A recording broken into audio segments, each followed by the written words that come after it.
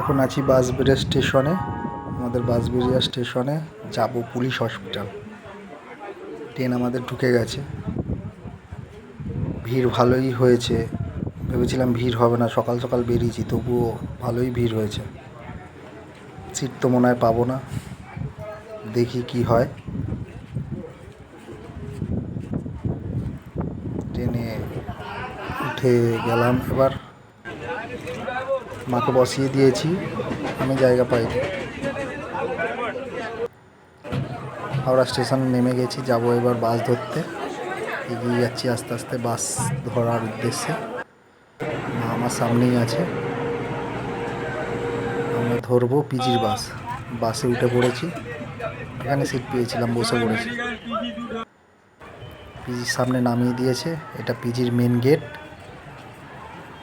রাস্তা সহজই আছে, পিজি থেকে বেশি দূরও নয়, হেঁটেই চলে গেলাম। সামনে একটা মোড় আছে, চার মাথা সিগন্যাল মোড়।